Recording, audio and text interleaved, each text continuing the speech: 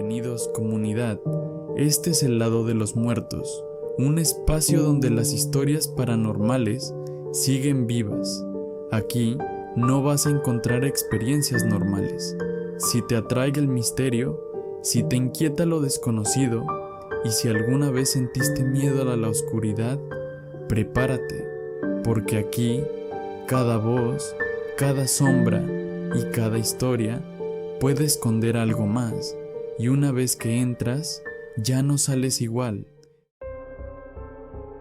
Cuando mi hijo volvió de la muerte, yo pensé que Dios había escuchado mis rezos. Lo vi parado al final del pasillo, descalzo y pálido, con la misma pijama azul que llevaba la última noche que lo abracé.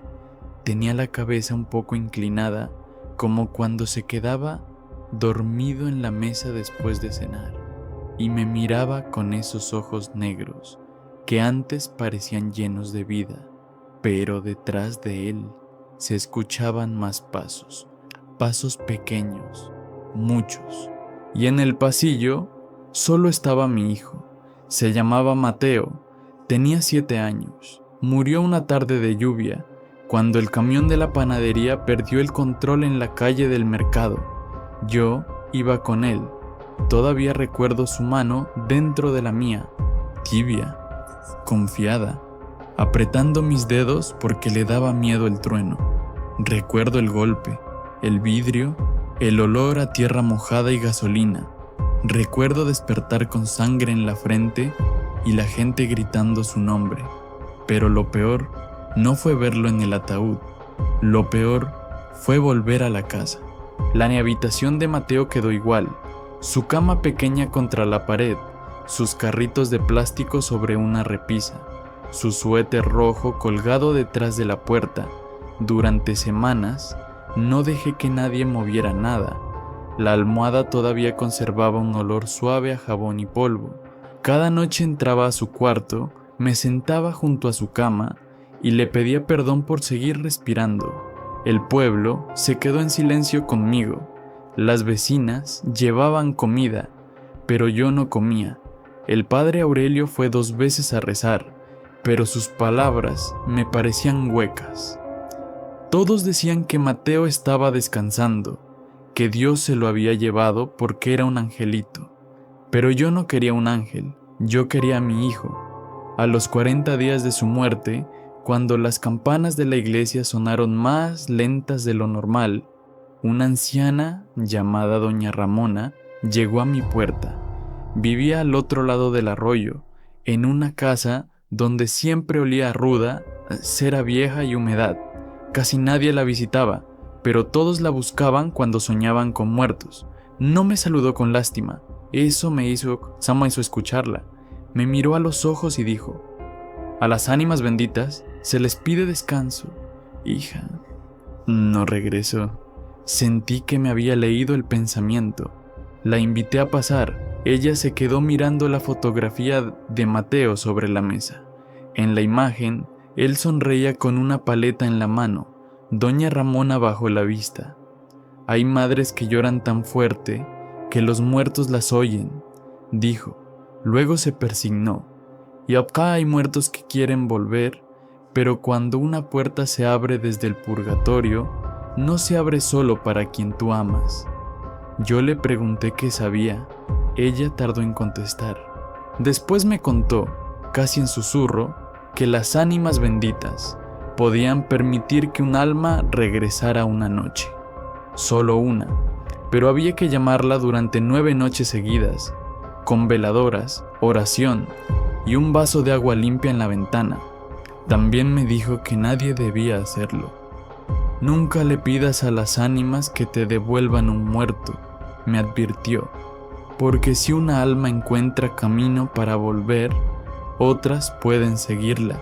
Debí cerrarle la puerta, debí rezar por el descanso de mi hijo, debí aceptar la cruz que me había tocado.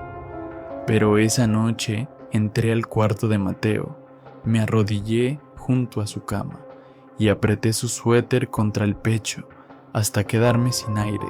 Yo no quería vivir sin despedirme de él. No así. no con su última mirada perdida entre lluvia y vidrio.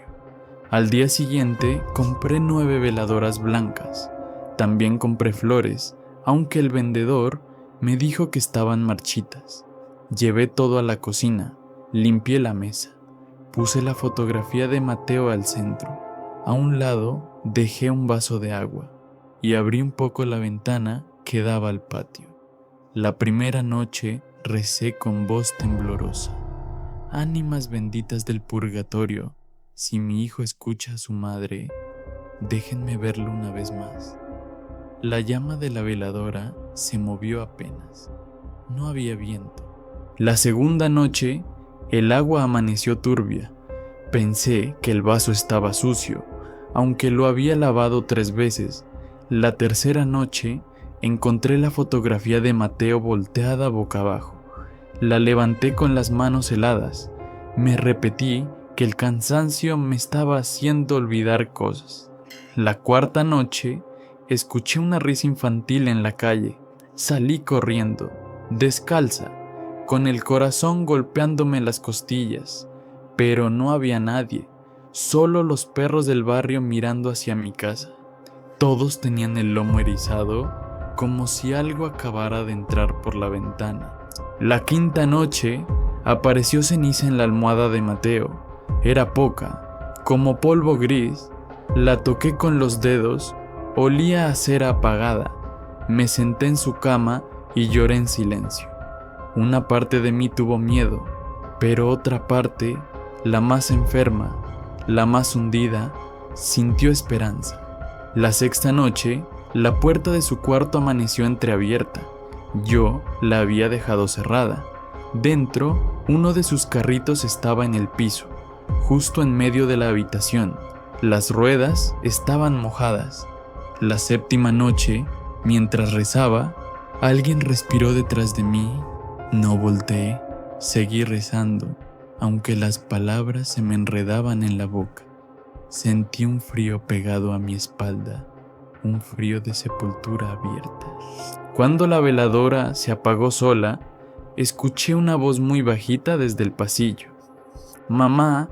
Me levanté tan rápido que tiré la silla. Busqué en todos los cuartos, pero no había nadie.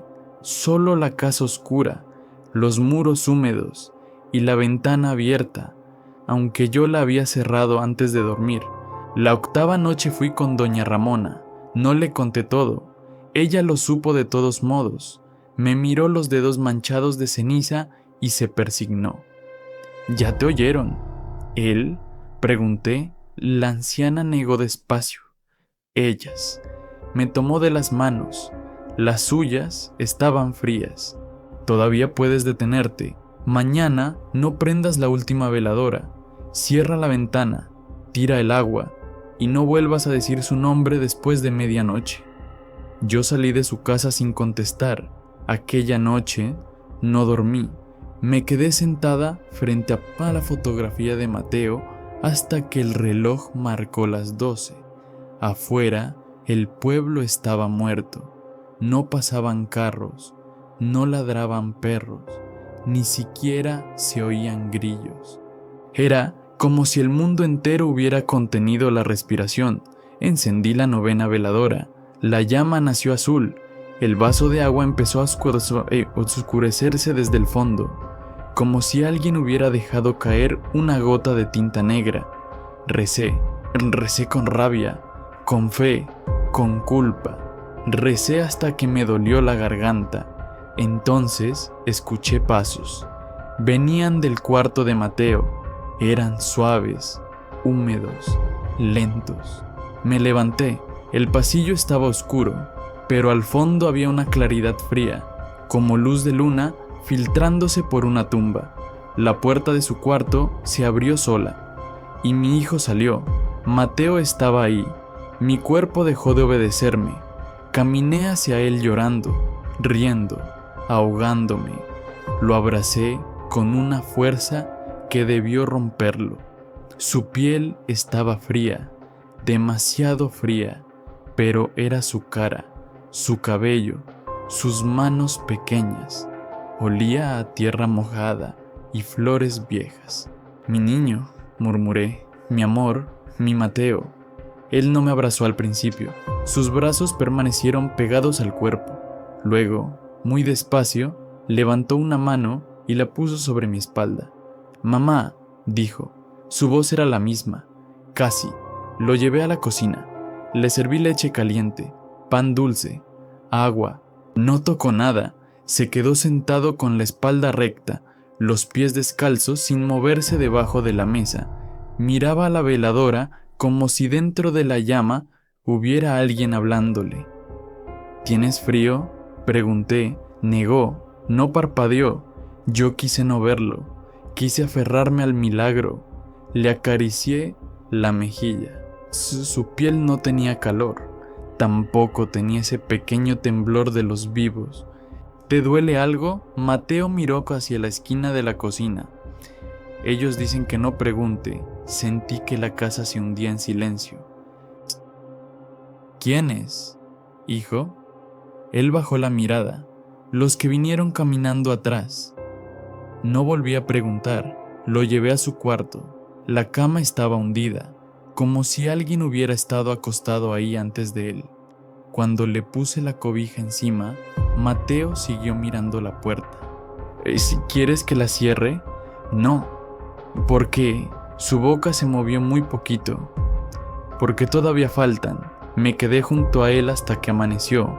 Nunca durmió, nunca cerró los ojos. Cada cierto tiempo movía la cabeza hacia el pasillo, como si escuchara una fila de personas pasando frente a su habitación. Con la luz del día, intenté convencerme de que todo estaba bien. Preparé huevos, calenté tortillas, abrí las ventanas, pero la casa siguió fría. Las moscas que entraron por la cocina murieron en el alféizar. El vaso de agua de la noche anterior estaba negro, con una capa de ceniza flotando encima. Mateo se sentó frente a su plato sin comer.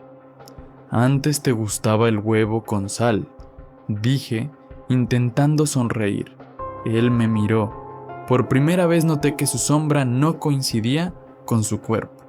La luz entraba desde la derecha, pero la sombra de Mateo se alargaba hacia adelante, pegada al piso, como una mancha demasiado grande, y detrás de esa sombra había otras, delgadas, arrodilladas.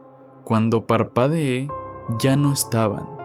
Fui a buscar a doña Ramona, pero su casa estaba cerrada.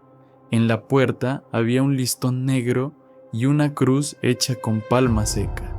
Toqué varias veces. Nadie respondió. Un vecino que pasaba me dijo que la anciana había muerto durante la madrugada. Dicen que se fue rezando, murmuró, pero la encontraron con ceniza en la boca. Regresé corriendo. Mateo estaba parado en medio de la sala, frente a la fotografía de su propio funeral. Había varias veladoras apagadas alrededor de él, aunque yo no las había puesto ahí. En el piso se veían marcas de dedos, como si muchas manos hubieran entrado arrastrándose desde la ventana. Tenemos que rezar, dije. Mateo ladeó la cabeza. Ellos también rezan. Entonces lo escuché. Un murmullo bajo salía de las paredes, voces secas, cansadas, rezando un Padre Nuestro incompleto. Todas se detenían antes de decir, líbranos del mal. Luego empezaban otra vez. Tomé a Mateo de los hombros. ¿Eres tú, mi amor? Sus ojos se llenaron de algo parecido a tristeza. Por un instante vi a mi hijo, al verdadero, al niño que se asustaba con los truenos, al niño que dormía con la luz prendida. Mamá, no me dejaron venir solo. La frase me quebró. Detrás de él, la pared comenzó a oscurecerse, no como humedad, como sombra. Rostros apenas formados aparecieron en la cal, bocas abiertas, párpados hundidos, manos presionando desde el otro lado. La temperatura bajó tanto que pude ver mi aliento. Mateo empezó a llorar, pero sus lágrimas eran oscuras. Me dijeron que si caminaba hacia tu voz, podía verte. susurró, pero venían muchos atrás. Tenían hambre de luz, tenían frío. Dijeron que tú abriste. Lo abracé, aunque algo dentro de mí gritaba que corriera. Yo voy a cerrarla, dije. Yo te voy a salvar. Corrí a la cocina. Agarré el rosario de mi madre. Encendí otra veladora. Me arrodillé frente a la fotografía de Mateo y recé como nunca. Pedí perdón, pedí descanso, pedí que se llevaran lo que no debía estar en mi casa. La llama se apagó. Encendí otra. También se apagó, una por una. Todas las veladoras murieron, como si alguien invisible las soplara desde muy cerca. En cada apagón, las sombras se acercaban más. Las vi en el pasillo, arrodilladas. Las vi en la ventana, con los dedos marcados en el vidrio empañado. Las vi detrás de las puertas entreabiertas. Formas humanas dobladas por un dolor antiguo. Las voces ya no rezaban. Ahora decían mi nombre: Elena, Elena, Elena. Mateo apareció en la entrada de la cocina. No caminó, simplemente estaba ahí. Hijo, ven conmigo, le rogué. Él levantó la mano. Detrás de su cuerpo, la oscuridad se movió como si respirara. ¿Ya prometiste que una alma podía volver?, dijo. Su voz sonó doble, luego triple, luego como muchas gargantas hablando desde un pozo. Ahora ellas van a ti a escoger cuál se queda. Me tapé los oídos, pero las voces estaban dentro de mi cabeza. El piso se llenó de huellas mojadas, pequeñas, grandes, deformes. El vaso de agua reventó sobre la mesa y el líquido negro cayó como sangre vieja. Tomé a Mateo del brazo, quise jalarlo hacia mí, pero su piel estaba rígida. Sus ojos seguían fijos en los míos sin parpadear. Tú eres mi hijo, le dije. Tú eres mi Mateo. Por un segundo, su boca tembló. Mamá, tengo miedo. Entonces las sombras detrás de él se inclinaron al mismo tiempo. Y Mateo sonrió. No era una sonrisa de niño, era una línea quieta, demasiado larga, como si alguien estuviera aprendiendo a usar su cara desde adentro. No recuerdo cuándo perdí el conocimiento. Desperté en mi cama, de madrugada. La casa estaba helada, no había rezos, no había pasos, no había viento. Por un momento creí que todo había terminado mal, pero terminado al fin. Intenté levantarme, sentí las piernas débiles, como si hubiera caminado durante días. En el piso, alrededor de la cama, había un círculo de ceniza. No era perfecto, parecía hecho por muchas manos pequeñas, temblorosas, arrastrando polvo desde los rincones. Sobre mi pecho estaba el rosario de mi madre, roto. Cada cuenta negra había caído sobre las sábanas, formando una palabra que no quise leer al principio. Cuando la luz fría de la ventana la tocó, entendí. Madre. No decía Elena, no decía Mateo, decía madre, como si eso fuera lo único que ellas necesitaban de mí. No mi nombre, no mi cuerpo, mi lugar. Todas las veladoras estaban apagadas. El vaso de la ventana estaba lleno otra vez, pero el agua era negra. En la superficie flotaba una cosa blanca, pequeña. Cuando me acerqué, vi que era un diente de leche. Entonces escuché respirar junto a la puerta. Mateo estaba parado frente a mi cama, descalzo, pálido, sonriendo. No se movía, no parpadeaba. Su sombra llenaba toda la pared detrás de él, pero en esa sombra había muchas cabezas, muchos brazos, muchos cuerpos pegados unos a otros, esperando. Sentí que ya no quedaba nada en mí para romperse. Mateo, susurré, ¿eres tú? El niño abrió la boca. Tardó unos segundos en hablar, como si varias voces pelearan por salir primero. Y cuando por fin dijo, mamá, no fue una voz la que me llamó, fueron todas. Hay historias que no terminan cuando alguien muere. Algunas solo están esperando a que alguien las escuche. Si llegaste hasta aquí, es porque algo te trajo, y ahora ya lo sabes. No todas las historias pertenecen a este mundo. Te leo en los comentarios, y si alguna vez viviste algo extraño, cuéntamelo.